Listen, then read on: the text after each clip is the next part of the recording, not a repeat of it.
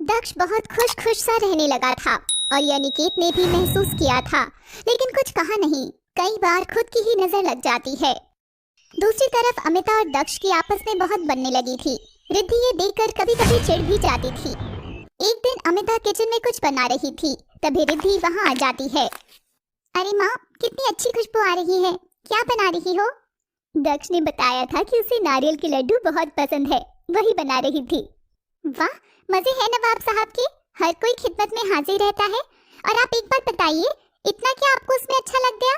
मैं तो इतने दिनों से काम कर रही हूँ, मुझे तो ऐसा कुछ नहीं दिखा। अमिता हंसते हुए बोलती है, अच्छे खासे लड़के को बदनाम कर रखा है तुमने, कितना समझदार है।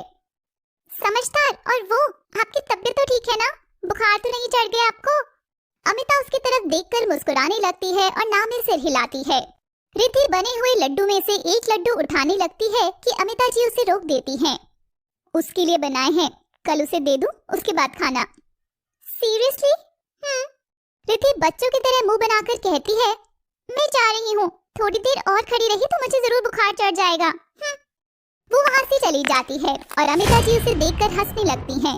अगले दिन लोकेशन साइट पर सब पहुँचते हैं और अपने अपने काम पर लग जाते हैं। लंच ब्रेक में रिद्धि अमिता के साथ उसके क्लासरूम में बैठी हुई थी।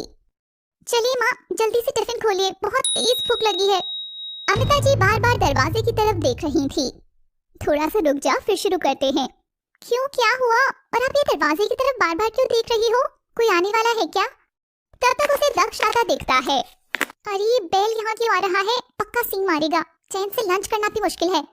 अरे तुम ऐसे कैसे बोल रही हो? अरे मैं उसे बोल रही हूँ, बेल को बेल ही बोलूंगी ना, आप एਵੇਂ टच्ची हो रही हैं। तब तक दक्ष वहाँ आ जाता है। मुझे आने में देर तो नहीं हो गई? रिद्धि धीमे से बोलती है, आई ही क्यों? कुछ कहा तुमने? रिद्धि हड़बड़ाते हुए कहती है, नहीं सर, मैं तो ऐसे ही कह रही थी कि आप यहाँ कैसे, कोई काम था क्या? मैंने बताया तो था कल तुम्हें, नारियल के लड्डू बनाकर लाई हूँ मैं इसके लिए, वही देने थे। दक्ष दोनों के साथ बैठ जाता है और डब्बे में से एक लड्डू लेकर खाता है। बहुत अच्छे aunty ji, thank you so much. Riddhi भी लड्डू लेने के लिए हाथ बढ़ाती है, तभी दक्ष उसे देखकर बोलता है, आंटी मैं ये सारे लड्डू ले जाऊं? हाँ बेटा, तुम्हारे लिए ही तो है। रिद्धि धीरे से अपनी माँ से बोलती है, अगर ये सारे लड्डू ले जाएगा तो मैं क्या खाऊंगी? कल रात भी आपने नहीं खाने दिए। दक्ष उसकी बात सुन लेता है और अपनी हंसी कंट्रोल करता है। वो उसे चढ़ाने के लिए जानबूझकर डब्बा बंद करके अपने पास रख लेता है। रिद्धि मुंह बनाकर उसे घूरने लगती है। चलिए आंटी, अब मैं चलता हूँ, शूट स्टार्ट हो गया है। मिस रिद्धि, आप भी लंच खत्म करके जल्दी आइए। रिद्धि चिढ़ते हुए बोलती है, जरूर, जैसा आप कहें। गुड। दक्ष वहाँ से चला जाता है। रिद्धि अपनी माँ की तरफ देखती है। देखा देखा आपने कैसा है ये? इसे पता था कि मेरा लड्डू खाने का मन कर रहा है, तभी इसने पूरा डब्बा रख लिया। आउट ऑफ कर्टसी भी नहीं पूछा कि कहीं मेरा मन तो नहीं है खाने का। देखना, हसन थोड़ी ना होंगे इसे मेरा मन मारकर। वो बच्चों की तरह मुंह फुला लेती है। ओहो, बाहर लड्डू, तभी मैं सोचूं कि तुम इतनी अच्छी कहानी कैसे लिख लेती हो। अगर डेली सोप होता तो पूरा एक एपिसोड लड्डू पर निकल जाता। चिढ़ो मत, चलकर तुम्हारे लिए भी बना दूंगी। रहने दीजिए, उसी के लिए बनाइए आप। हाँ, ये कहकर वो वहाँ से चली जाती है। अमिता उसे ऐसे देखकर मुस्कुराने लगती है। पैकअप के बाद दक्ष अपने घर पहुँचता है। वो अपने बेड पर बैठकर मुस्कुरा रहा था, तभी अनिकेत वहाँ आते हैं। क्या बात है, आज सूरज इस कमरे से कैसे निकल आया? अरे पूछिए मत, आज उसका चेहरा देखने लायक था। किसका? वही रिद्धि। रिद्धि, उसकी मम्मी से मेरी बहुत बनने लगी है ना, वो ये देखकर इतना चिढ़ जाती है कि पूछो मत, शक्ल देखने लायक होती है उसकी। वो उन्हें सब बताता है और हंसने लगता है। मैं फ्रेश होकर आता हूँ। ओके। दक्ष वहाँ से चला जाता है और अनिकेत कुछ सोचकर मुस्कुराने लगते हैं। अगले दिन शूटिंग नहीं थी, इसलिए रिद्धि सीधे ऑफिस पहुँचती है। वो जल्दी में जा रही थी, उसका ध्यान नहीं गया और वो अनिकेत से टकरा जाती है। अक्सर कहानियों में देखा है कि हीरो हीरोइन आपस में टकराते हैं। बॉलीवुड ने तो यही सिखाया अब तक, लेकिन तुम तो मुझसे ही टकराती रहती हो बेटा। ये कहकर वो हंसने लगते हैं। I am really sorry sir, मैं देख नहीं पाई। कोई बात नहीं बेटा। वैसे दक्ष बता रहा था कि तुम्हारी मॉम भी शूटिंग लोकेशन के पास आती हैं। जी, वो वहाँ लोगों को पढ़ाने आती हैं। दैट्स ग्रेट, काफी तारीफ कर रहा था उनकी। रिद्धि मुंह बना लेती है। जी, काफी बनने जो लगी है दोनों की। अनिकेत हल्का सा चढ़ाते हुए बोलता है, वैसे गुस्सा तो बहुत आता होगा तुम्हें। मतलब माँ तुम्हारी और टीमिंग किसी और के साथ हो रही है। रिद्धि जोश में आकर बोलती है, वही तो, मम्मी मेरी और मैं ही साइडलाइन हो गई हूँ आजकल। अनिकेत उसे हैरानी से देखने लगता है। रिद्धि भी जोश जोश में बोल जाने के बाद थोड़ा होश में आती है। नहीं सर, वो मेरा मतलब था। अरे नहीं, यू आर एब्सोल्युटली राइट। ये कोई बात हुई, लेकिन अब किया क्या जाए कि चीजें बैलेंस हो जाए। एक काम हो सकता है, अगर उनकी टीम बन रही है तो इधर हम दोनों टीम बना लें। व्हाट से? रिद्धि उन्हें हैरानी से देखने लगती है। अरे ऐसे क्या देख रही हो? दक्ष तुम्हें तुम्हारी माँ के साथ मिलकर चढ़ाता है तो हम दोनों मिलकर उसकी टांग खींचेंगे। रिद्धि खुश हो जाती है। ठीक है, thank you uncle, I mean sir. Uncle is better. Okay uncle. शाम को ऑफिस से निकलने में रिद्धि को देर हो जाती है। वो ऑटो का वेट कर रही होती है, तभी अनिकेत और दक्ष आ जाते हैं। अरे रिद्धि, क्या हुआ? Any problem? नहीं अंकल, बस ऑटो का वेट कर रही थी। रिद्धि के मुंह से अंकल सुनकर दक्ष हैरानी से देखने लगता है। ये सर अंकल कब से हो गए? जब से मैम आंटी हो गई। दक्ष मुंह बनाकर उसे देखता है। रिद्धि उसे ऐसे देखकर चिढ़ाने के लिए मुस्कुराती है। चलो बेटा, हम छोड़ देंगे तुम्हें। न उसकी।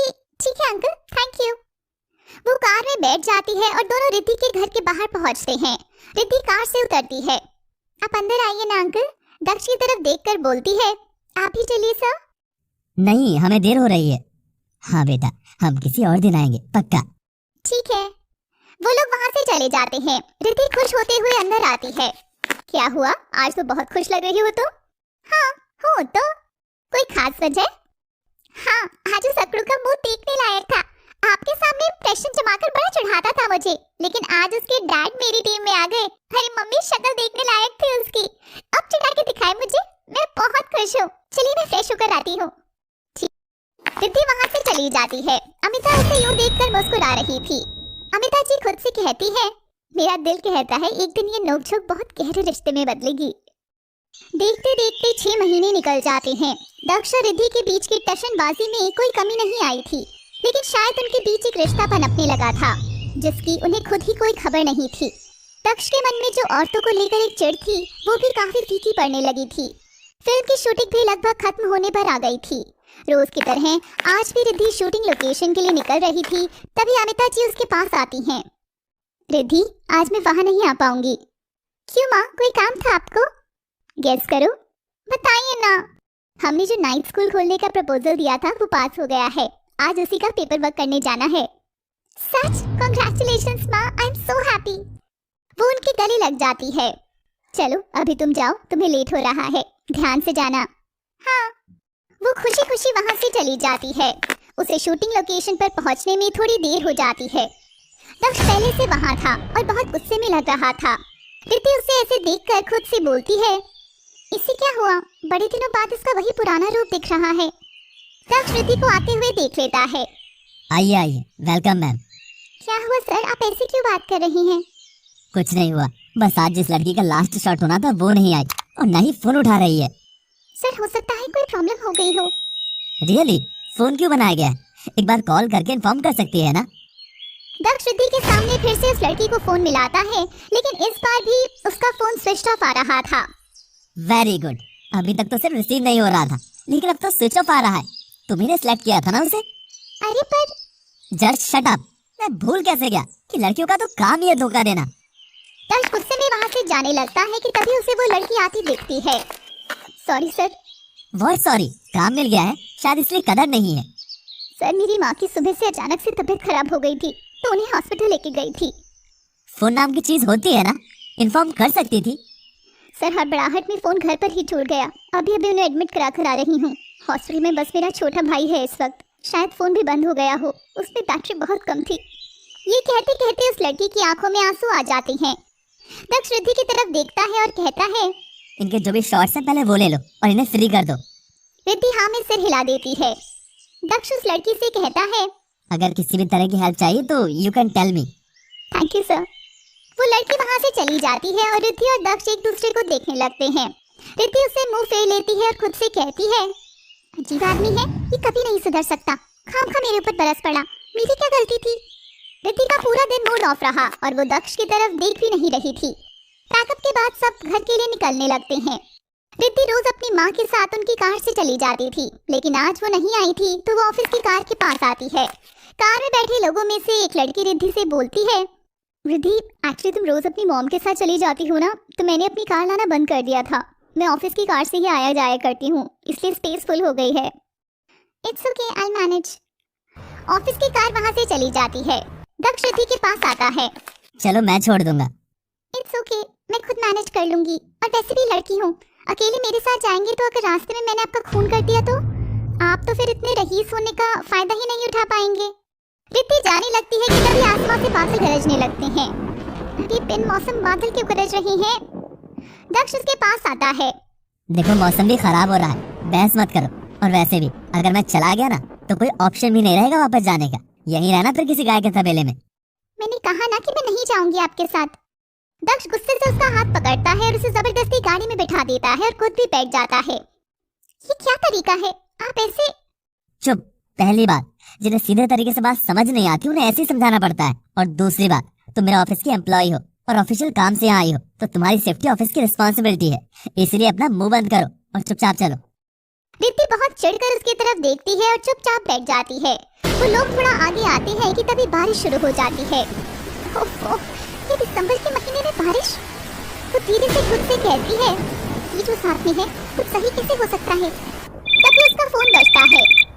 हाँ माँ, मैं रास्ते में हूँ, थोड़ी देर में पहुँच जाऊंगी। वो ये कह ही रही थी कि अचानक से गाड़ी रुक जाती है। रिद्धि फोन रखती है और दक्ष की तरफ देखती है। क्या हुआ, गाड़ी क्यों रोक दी? मैंने नहीं रोकी, अपने आप रुक गई, मैं देखता हूँ।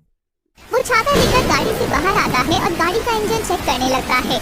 थोड़ी देर में रिद्धि भी छाता लेकर बाहर आती है और देखने लगती है। गाड़ी का इंजन जाम हो गया, किसी मैकेनिक को बुलाना पड़ेगा।